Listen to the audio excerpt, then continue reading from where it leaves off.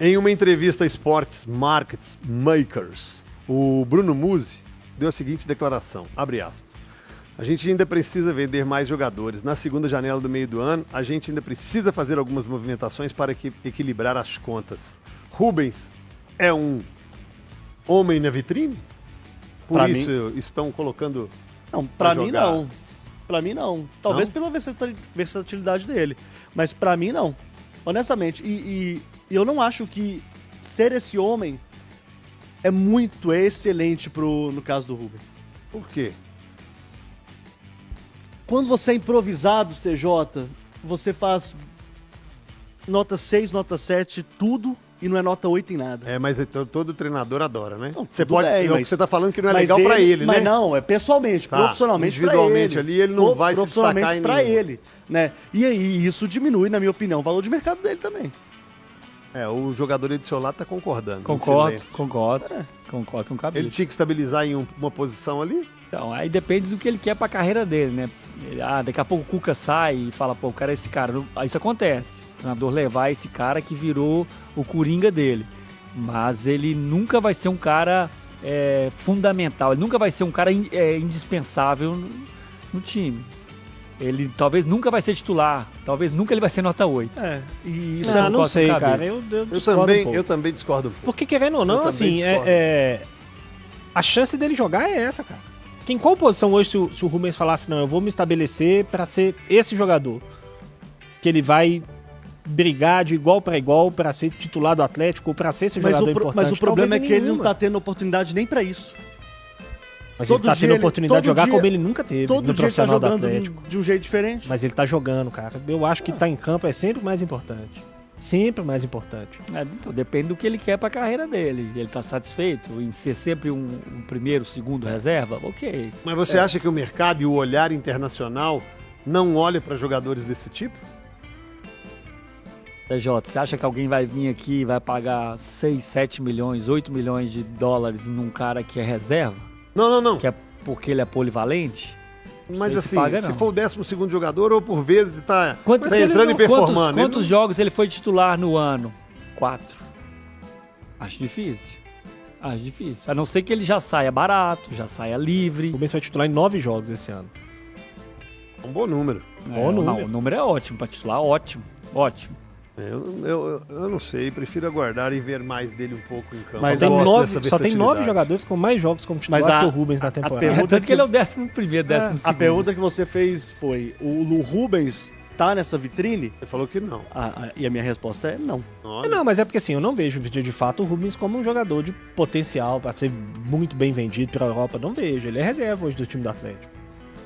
Ué, então quem é que tá o ativo aí que o É a Muzi pergunta fala? é a pergunta que eu me fiz Não, quando eu pensei Muzi no falou elenco do que Atlético. precisa vender alguém. Agora, quem que vai ser é difícil, cara. Hoje em dia, não sei se tem muito jogador. Talvez o Natanael, se for muito bem, pode pintar algo pra ele. É um jogador de uma posição rara. Lianco, não? O Arana ainda tem uma certa O idade. Aranca ainda pode, é titular da seleção brasileira. O Arana ainda pode ser vendido. Se o próprio Atlético Alan Franco, quiser. O Alan que é jogador Franco, de seleção? talvez, o Alan Franco, talvez, para o mercado mais secundário, é um jogador que pode ter potencial. Enfim, tem alguns jogadores que, dependendo, assim, para mercado top hoje, é difícil imaginar alguém. Pela idade dos jogadores que são os melhores jogadores do Atlético hoje. Mas para mercados secundários aí, você pode ter alguns jogadores. Agora, eu sinceramente, hoje, até o meio do ano, muita coisa vai acontecer. O Atlético pode estar voando no Campeonato Brasileiro com algum Muita gente jogador se chamando a destacando. atenção e tudo mais. Mas hoje eu não olho para esse elenco do Atlético e consigo imaginar uma grande venda no meio do ano, não. Como que está a dívida do Atlético Mineiro hoje? Bom, como vocês sabem, eu comecei aqui no Galo, na verdade, em 2017, início de 2018, com o objetivo de construir a Arena MRV, né, pela minha formação de engenharia e tudo. Então, eu fiquei esse tempo todo, até abril de 22, à frente da Arena MRV, quando no final de 21, né, início de 22, o Rafael Menin me pediu que pudesse vir ao clube para tentar dar uma organizada nas finanças e também para poder fazer o processo de transformação em SAF, que era já um objetivo claro em função do tamanho da dívida, e também para a arena estava ali em sua reta final de construção, né? A gente ficou pronto basicamente em abril de 23, com o primeiro jogo oficial em agosto de 23, para poder começar a integrar, né? Porque eram estruturas ainda muito apartadas, né? O Galo da Arena MRV, a Arena MRV tinha uma governança específica, um conselho específico, era meio que uma vida independente ali, e naquele momento a gente já precisava fazer a integração. Então, basicamente, foram esses meus objetivos. Então, eu passei de abril de 22 até novembro de 23, basicamente focado na operação da SAF, e ainda em terminar a construção da arena. Eu praticamente só olhava isso, eu não entrava, ainda não tinha muito ali na parte comercial, na parte operacional do clube, na parte de CT, de uma série de coisas, porque não havia tempo para isso, o clube ainda não era uma SAF, ele ainda tinha um processo de transição, né? Ainda tinha um presidente, ainda tinha uma diretoria formada já em 21, né? Na verdade, o 2020 foi quando terminou a gestão do Sérgio Sete Câmara e 2021 entrou a gestão do Sérgio Sete Coelho. Então era tudo muito recente ainda, né? Tinha acabado um presidente um ano e pouco de assumir o comando do clube. Então havia ali um status quo que precisava ser mantido e eu tinha esses dois objetivos, era terminar a arena, começar um processo de integração e transformação na SAF. Obviamente que para poder fazer o processo de SAF, a gente contratou que a gente chama de advisors, né, uns bancos de investimento, para poder nos ajudar no processo. A gente já tinha a Ernest Young embarcada no Galo para um planejamento estratégico, que também fez parte desse processo, e contratamos o BTG para nos auxiliar. Então a gente passou muito tempo fazendo. Eu queria muito que a gente fizesse uma diligência, que a gente chama de diligência de venda, ou que a gente chama de diligência de sell side, que era para quando a gente fosse falar com o investidor, os nossos números, as nossas contingências jurídicas tivessem mais bem solucionadas ou fácil de explicar, para não haver. É muito ruim, né? Você chegar para conversar com o investidor, você estabelece uma série de premissas, estabelece um preço e de repente, mas isso aqui está errado, isso aqui não está batendo, ou você tem um risco jurídico nessa ação que não está sendo contemplada. Então a gente gastou muito tempo e isso me ajudou muito no entendimento dos números do Galo, porque eu ainda, de fato, não conhecia como é que funcionava a engrenagem toda. Me ajudou também a ver as necessidades daquilo que a gente precisava deixar os números cada vez melhores, né? Então, basicamente foi esse o período ali de um ano e meio de entendimento de números, de diligência, de entender processos, sem entrar muito na gestão do dia a dia do Galo. A gente concluiu a transação no dia 31 de outubro, né? Então, dia 1º de novembro era já uma vida nova, 1º de novembro de 2023 já era uma vida de SAF.